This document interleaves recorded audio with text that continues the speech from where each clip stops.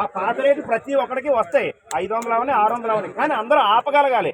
కస్టమర్లు ఒకరి ద్వారా ఎవరికో ఒకరికి కాంటాక్ట్ అవుతారు, ఎవరికొచ్చే క్యాబ్ డ్రైవర్ మాత్రమే వస్తాయి, కానీ మనం ఆపట్లేదు. ఏదో భయపడిపోయే లేకపోతే ఇదేనా అదేనా కొంచెం యూనిటీగా ఉండి కోఆపరేట్ చేస్తే ఈ పాసుల వద్ద ఏమది వాళ్ళు మన దగ్గరికి రావాలంటే మనం ఆపాలి.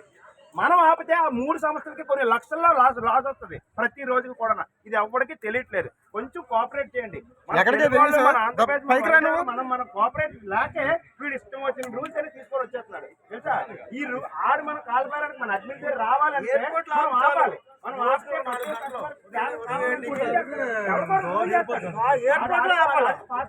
దగ్గరికి వెళ్తారు వస్తాయి కదా. కానీ పాసులు వద్దు, డైరెక్ట్ బుకింగ్ లా కావాలి, లేదా పాత రేట్లే ఉండాలి. వీలైతే ఆపడానికి ట్రై చేయండి. అది ఈ రోజే రేపో ఎప్పుడైనా డిసైడ్ చేయండి. వారానికి ఒకసారి లేదా నెలకు ఒకసారి చాలు. ఆ ఒక్క నిర్ణయం వల్ల లక్షలాడికి లాస్ వస్తుంది. ఇది ఒక్కడే చేయగలిగితే మనం నిజంగా సక్సెస్ అవుతాం. ఇప్పుడు నా కోసం కాదు, ప్రతి ఒక్కరికి న్యాయం జరుగుతుంది. ప్రతి ఒక్కరికి న్యాయం జరుగుతుంది. వీలైతే ఎయిర్పోర్ట్ లో మనం ఆపగలమా చెప్పండి. ఆ దమ్ము ఎవరికైనా ఉందా? దాన్ని కోఆపరేట్ చేయండి. ఆ రోజు ఎప్పుడో డిసైడ్ చేయండి.